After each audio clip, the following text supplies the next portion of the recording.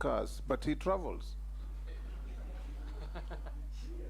I think the professor can just answer what he can on my description. He knows what I'm talking about. Thank you.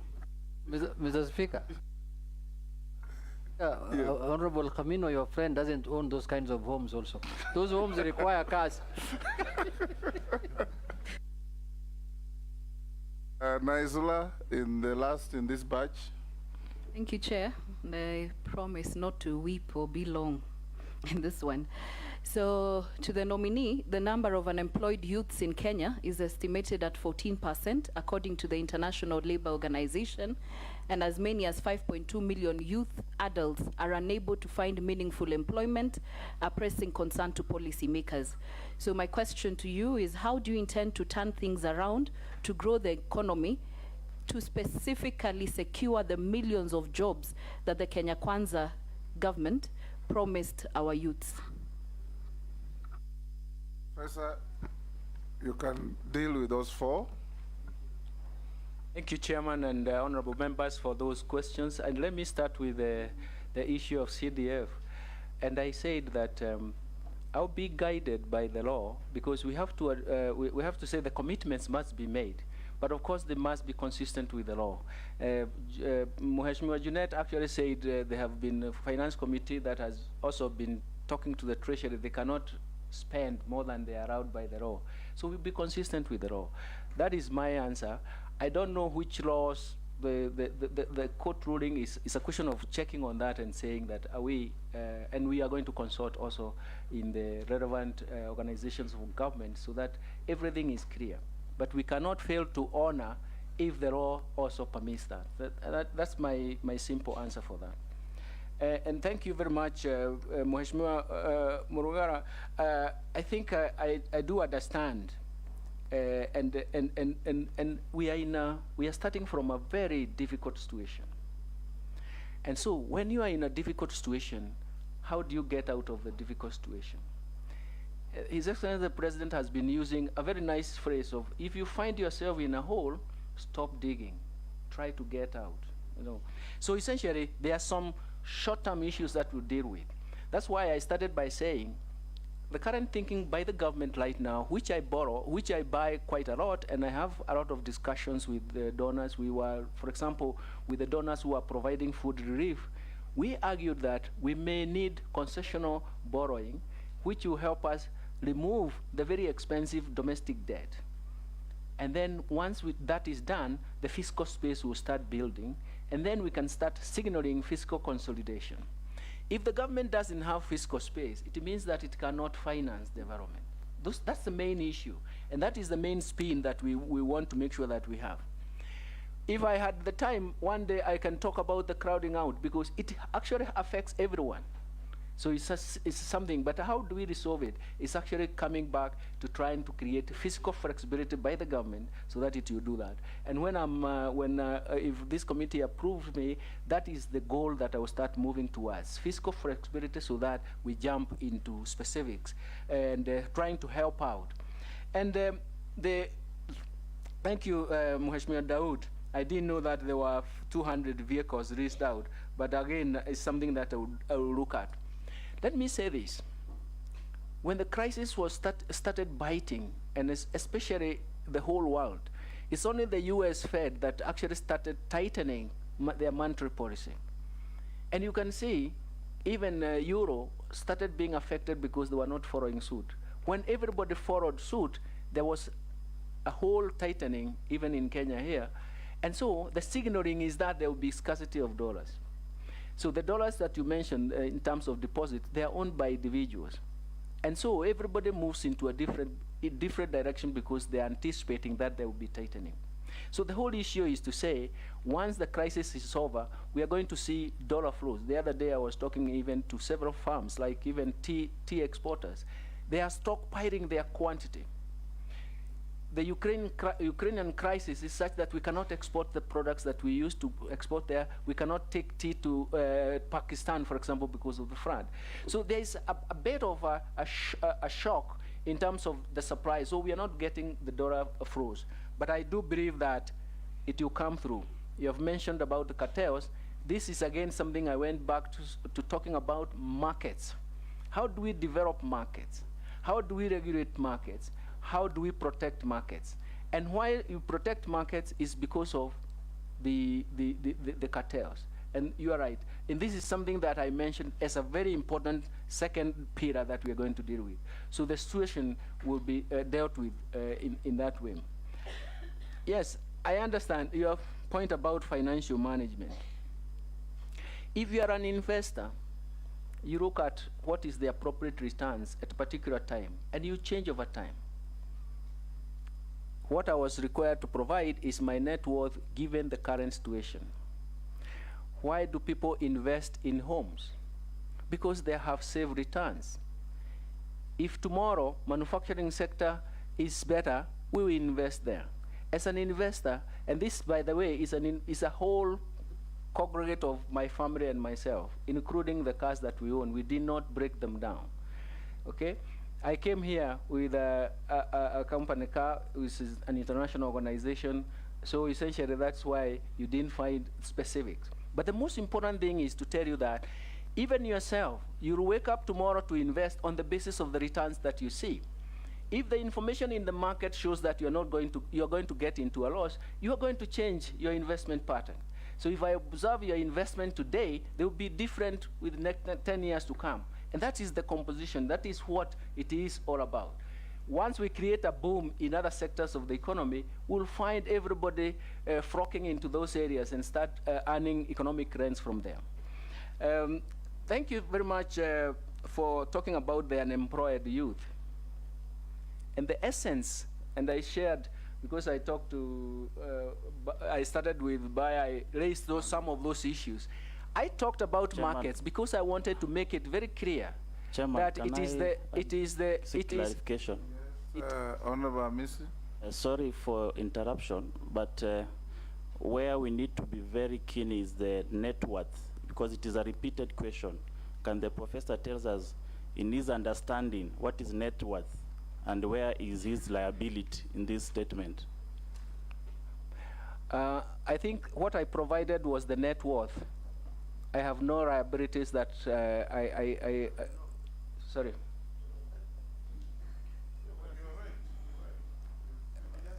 I calculate, by the time I move out, I'm asked for the net worth. That is what I computed and provided. Yeah. Then I wanted to go back to the youth issue, because the youth issue is very, very important. And I think, Madam, Madam, the whole issue, what I talked about the markets is that is the kernel of bottom-up approach. All the Naisula Lesoda. It's called Honorable Naisula. Naisura, I didn't write, Yes. write the name. It was so fast. Thank you so much. But the whole idea, look at it this way. We have looked at the youth issue from even the demographic transition, from very, very, very many dimensions.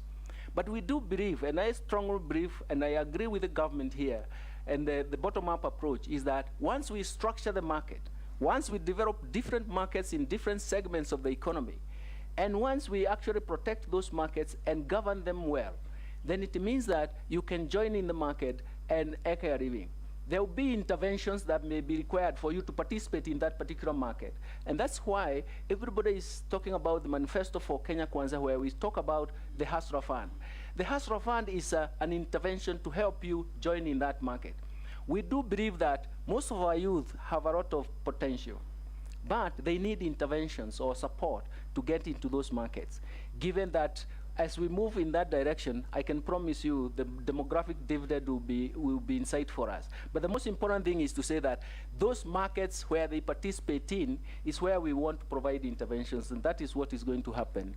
And the interventions are creating appropriate funds, but also creating appropriate ventures, market signals that are going to help in terms of that market, Mr. Chairman. Thank you very much. I hope I was brief. Raso, Honorable Sharia, on Emasa, you have already had a bite.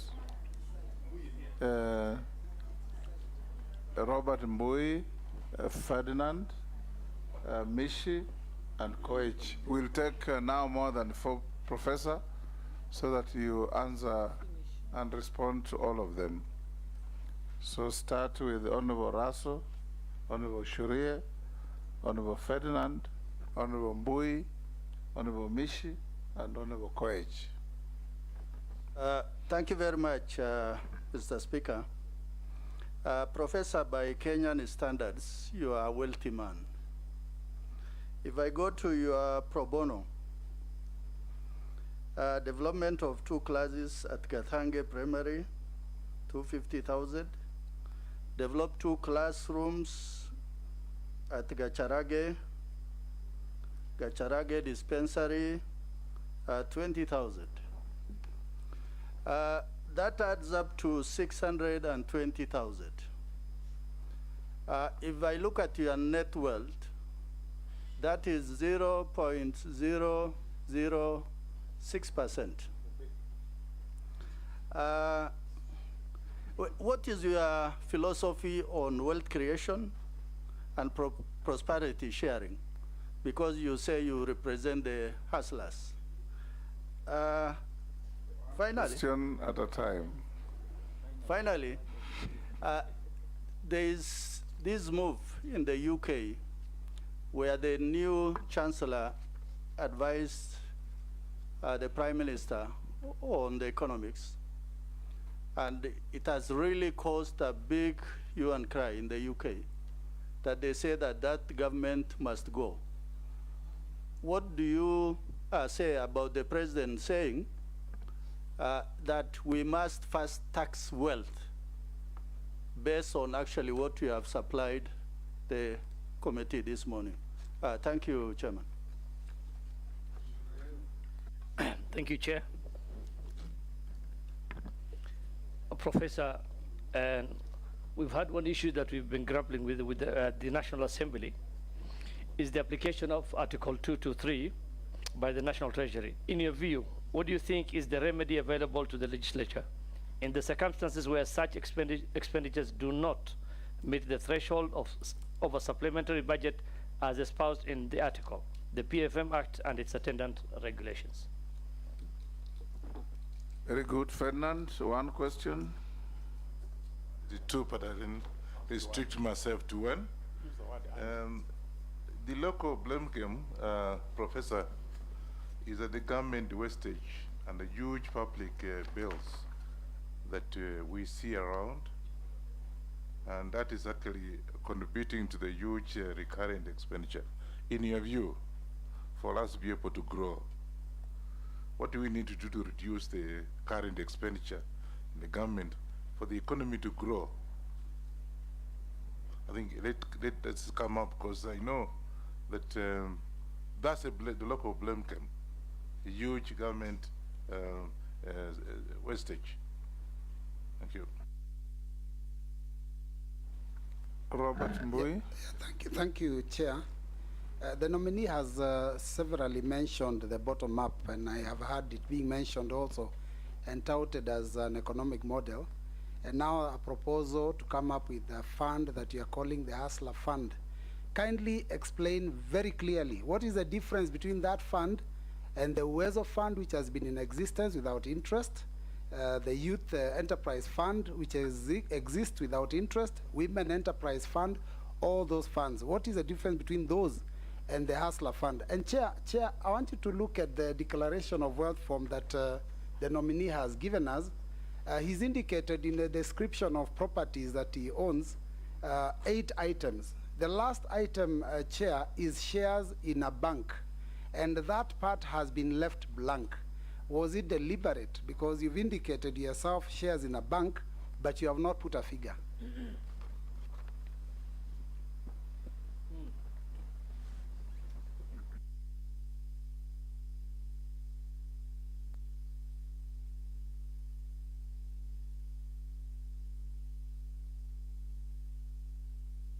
The next was Mishi. Sorry, Mishi, I was checking a document. Yeah, thank you, Honorable Chair. Honorable Chair, away from slashing the 300 billion from the budget, it has been talked that the KRA is going to be pushed to collect around 3 trillion. And some of the option, it is in the name of expanding the tax bracket. My question is, how do you assure Kenyans, the poor Kenyans, those the Kenya Kwanza refer them as hustlers, that they are not going to be the target of the KRA in terms of expanding tax brackets.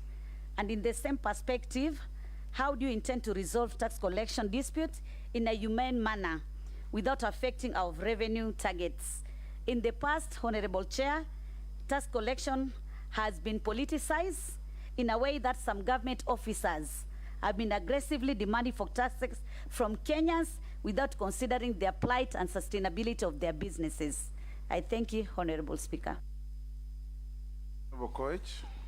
Mine is on fiscal distress. We gather that the country is in a very bad shape at the moment, that today our credit rating is actually affected, and it is estimated that our total debt constitutes 67.4% of our nominal GDP, which roughly translates to 8.8 trillion.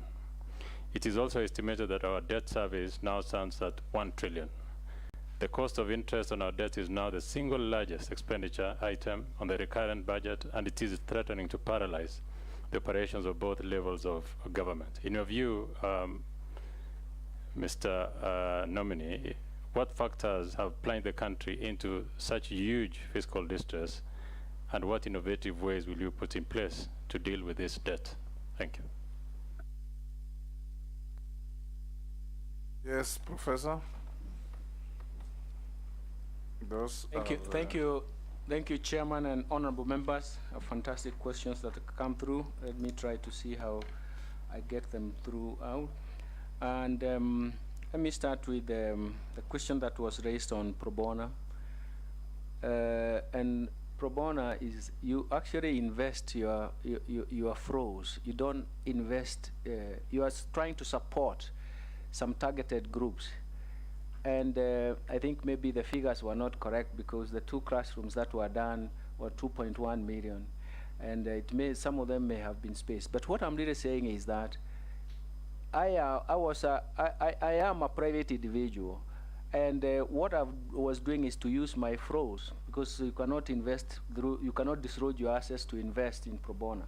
It's in froze on the basis of request and verified request. So that continues, and as long as they are verifiable requests. For me, I was supporting schools because I do believe that, and especially polytechnics, because I do believe that the youth can find their way.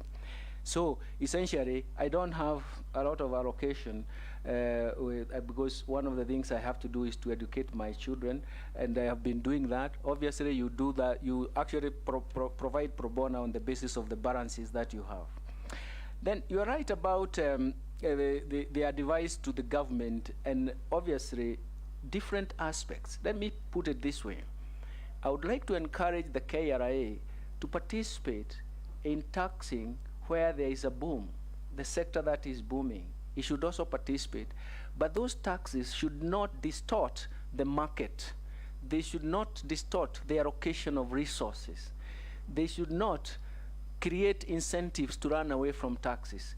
And those are the principles that we would want to promote. And once we promote that, I'm sure the tax system is going to work very well. And it's also consistent with Mheshimiwa Mishi in terms of saying the poor are not going to be targeted. We are actually going to make sure that the taxation system should make sure that it does not distort the market, does not create incentive for you to run away. But it should create a very efficient way. For example, I talked about the digital platforms. They are going to help us in terms of correcting taxes in a way that doesn't also distort the market structure and even the demand structure of the products in question. For me, that is very, very important. How do we structure that? We structure that in terms of consultation, in terms of how the market is, how the structure of demand in the market, and also how the economic situation is. For example, you saw that during the COVID, there were quite a lot of consideration from so many organizations, including banks, in terms of lowering the effects of the impact of the tax. Application of 223. This is a difficult concept, but it's essentially the whole issue, and I think I borrow also from Mheshimiwa Junet, who said that the Parliamentary Committee on Finance and even Budget, they all observe, they are watching in terms of what is happening. I think the most important thing is to make sure that the expenditures or the functional expenditures are also consistent with the rate down law. And that is going to be very, very important. And this has happened, and the government is trying to swim, the current government, even in its own transition, is trying to swim through it. But what solutions? Every day, when you have a problem, you generate solutions of what should be done. It is now tightening the whole issue of how much and the Parliament is actually going to be responsible for this to try to say how much, what flexibility do you have even within the Article 223. You're not changing the law, but you're changing the guidelines. And I do believe that guidelines work well to shape the current constraints, to shape the market consideration, and also to guide us in terms of where we should be. And I do believe that is fantastic. I do agree with you in terms of wastage, Mheshimiwa Ferdinand. But we have to ask ourselves, how do we achieve the best results? We have to start talking about how do we prioritize the areas that we want to target and invest in, and how do we target those areas in terms of what we have done, and finally, how do we monitor and evaluate the results, because they have to be consistent with the results. So we have to create that awareness in terms of the priorities we want to have, and list the priorities. Some of those priorities can be time-bound, and then we want to see whether we have results. Can we evaluate that? And if the totality of the results was to make sure that the economy grows, it is not only going to improve the welfare, but it's also going to improve the tax collection. And that is why I do believe that is extremely important. Mheshimiwa Speaker, I'm not satisfied with the answer. Just seek a clarification. Yeah, because we're talking about the government massive wastage and huge public, salaries and what have you. So what are you going to do to tame that? That's what has been a blame game out here. So you have told me the scenario as it is. Thank you, so Chair. what are you going to do if I have to make you the Minister for?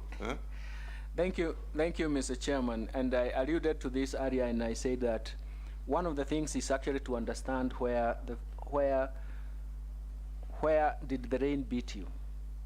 The first thing is to make sure that you have stringent measures in terms of containing that.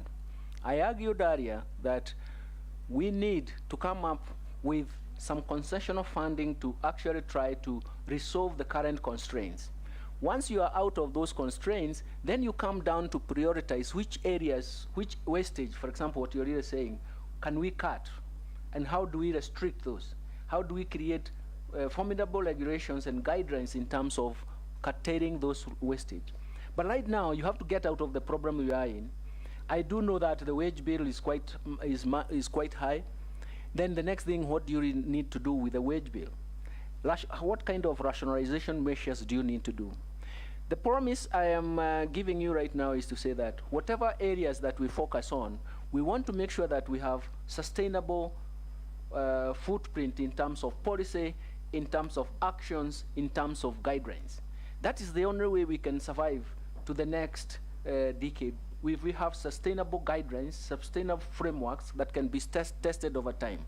And that is the way I was trying to approach it, so that I don't want to specifically talk about any issue, wage bill on all that, but I'm really saying that we need to come up and prioritize. We need to target.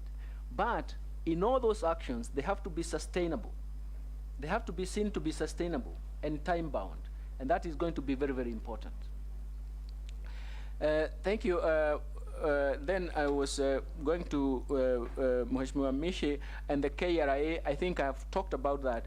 The Kenyans, we cannot target when you are in such a dire situation, when poverty is biting and cost of living is rising. That is not the time to increase taxes or retarget taxes. That is the time to look at areas where you can provide interventions. So it means that when I talked about the bottom-up approach, I was talking about those areas that you participate in, those markets, we need to regulate them. Most of the time, the poor and in the markets they participate in, it's not because they don't work hard. They work hard, but the market is captured. That elite capture itself diminishes the economic rent that you should otherwise get. And it's an area that we are going to talk about and try to fix.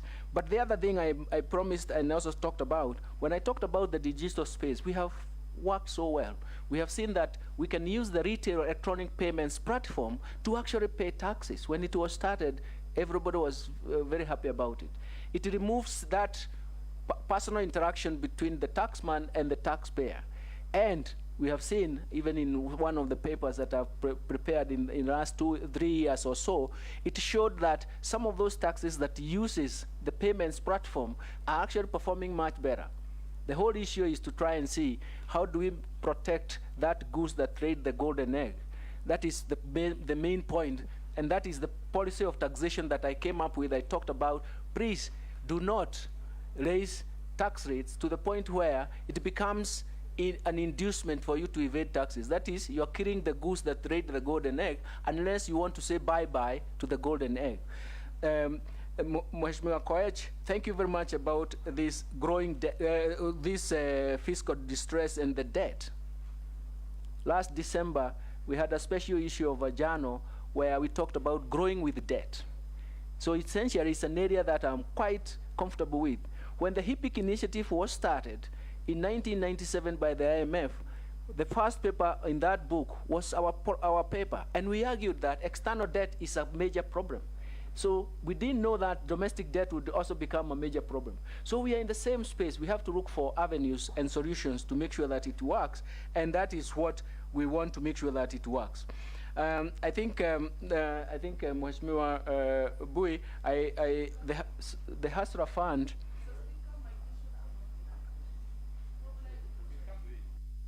Yes, Mary Emase, Honorable. Yes, through you, Mr. Speaker, I need to remind the nominee he hasn't addressed my question. I think just to refresh his mind, my question was on the push to enhance contributions for NSSF in view of the prevailing economic situation. Yeah. How will it in any way alleviate the situation? What are your thoughts on it? You have not addressed it. Thank you. Thank you. I was coming to it. Maybe it's the way I wrote my notes. We'll finish with Mbui. Bwana Mbui, let me come to you. And the Hasra Fund is an intervention. The biggest problem with the intervention is that when you make it special that other people cannot join in, it becomes a problem. It is the entry point that we really need to analyze. And especially the targeted market and how you. And this is going to be constructed on the basis that it is targeting specific group of people in different sectors of the economy, and the entry points must be clear and understood. And this is, the biggest problem is that it is not, an intervention should not be for everyone, but how do you actually prevent that everyone joins in, or how do you make sure that it works? It is the guidelines that you're going to prevent. And I'm sure once the Hasra Fund and the whole product is developed, you'll see that, and I'm sure you'll have a chance to interrogate it and see how it is going to be done. Declaration, I think I made a mistake. The last part was lumped with the shares in a bank was lumped with the other investments. So it's a mistake that it was put as a number on its own. But of course, I wouldn't. Was a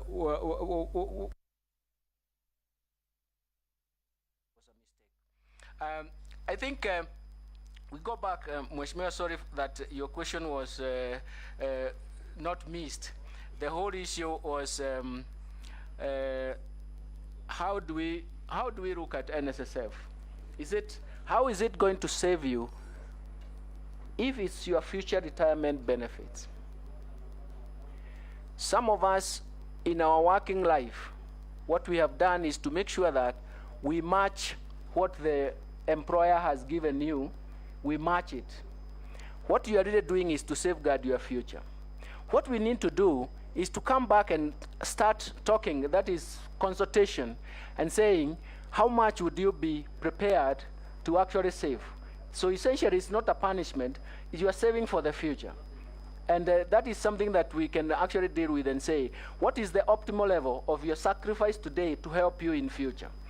The whole issue of savings and raising savings in Africa, and especially in Kenya, is a major debate, because you cannot invest if you have no savings. So the whole issue is to come back to you as a worker and ask, how much are you willing to save now?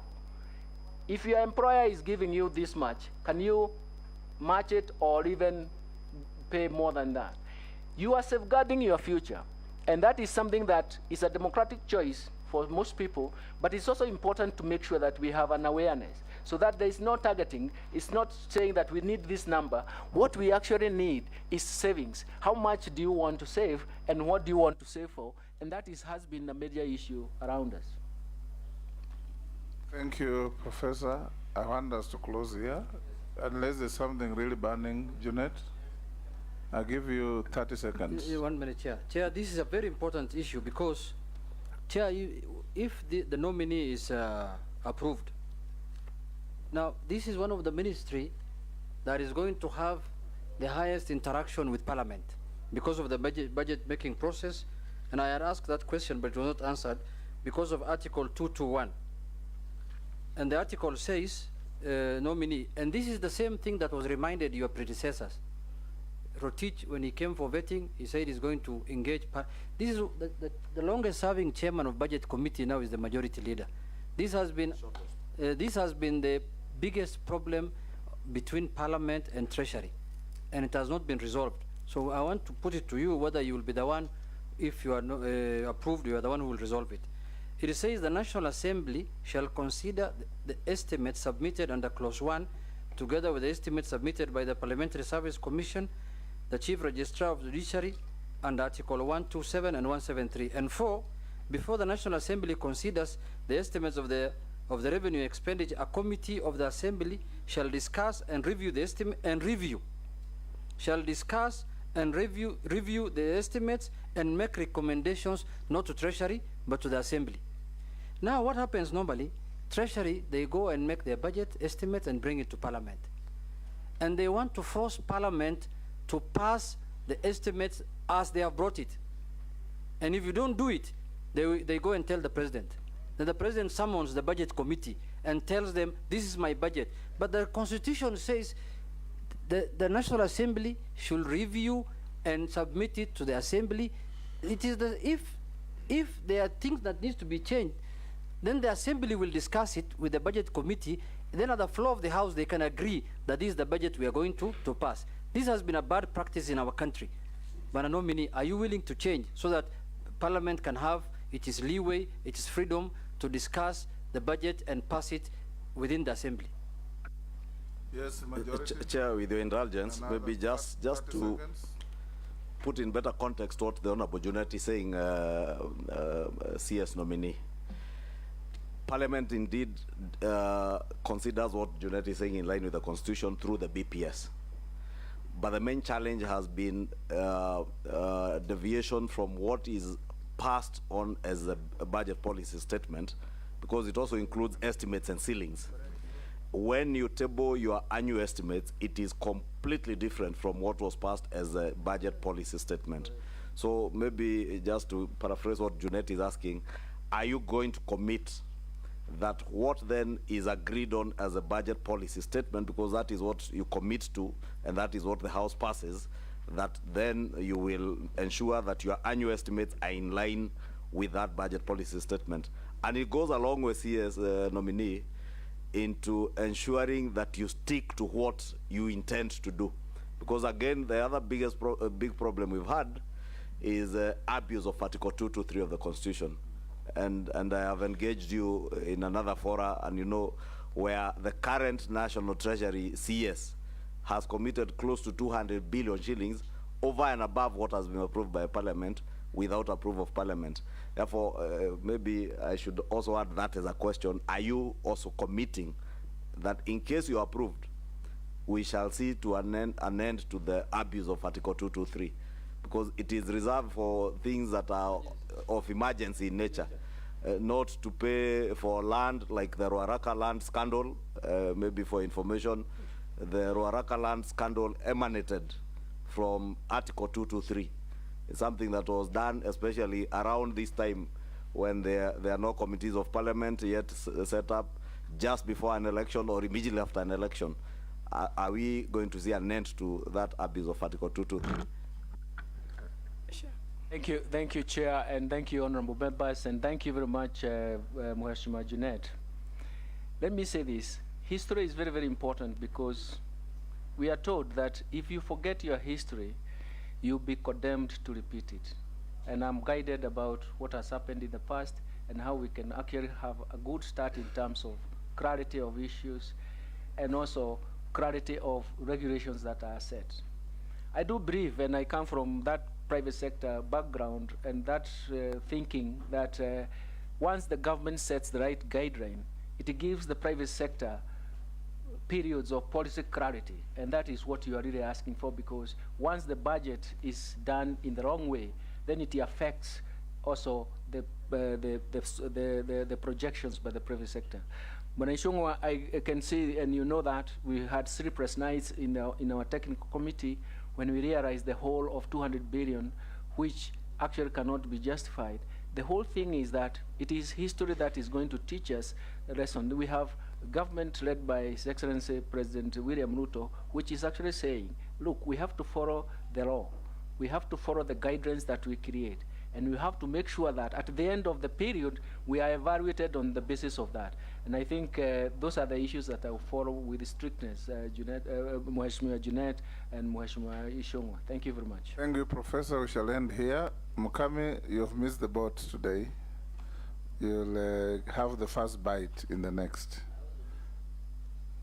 unfortunately. But you had some interventions. Professor, I give you 3 minutes to tell us your final wish to this committee and expectation.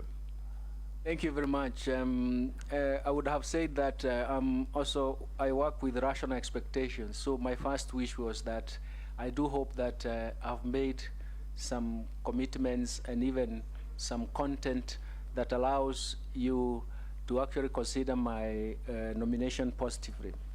But more importantly, we learn from the past. And we learn from the past, that is adaptive learning. We learn from the past so that it guides us in the future. When you have been beaten in the past, you have to make sure that you correct the situation in the future. I do believe correctively, together with the National Treasury and economic planning, and the parliamentary, because essentially we'll be consulting now and then, we can make a difference in terms of where we are going, and of course, make sure that we rectify or live down that bad history. And I do believe that we are going to make a difference. So my prayer is that once I'm nominated, once I'm ratified as or approved by this committee, I'll make sure that I use all avenues, all my strength, and I have been there in terms of all my intellectual might, and all consultations necessary so that we all come up with the appropriate rules, appropriate solutions, and appropriate outcomes. I do believe in consultation. I don't think there is any one person who has the monopoly of knowledge. What we do have is consultation that improves the whole spectra of the issues that we want to cover, our development agenda, and then that will make a difference. Thank you very much for giving me a chance. Thank you very much for listening to me, and thank you very much for I hope I did answer all your questions, and where I failed, I'm sure we'll meet in some other avenues, and I will make sure that I clarify some of the issues that I had. Thank you very much, and good afternoon. Very much, Professor.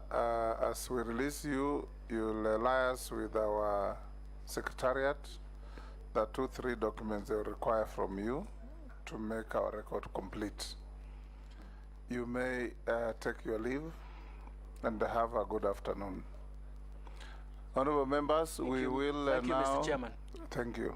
As the nominee leaves, it is now 1:20.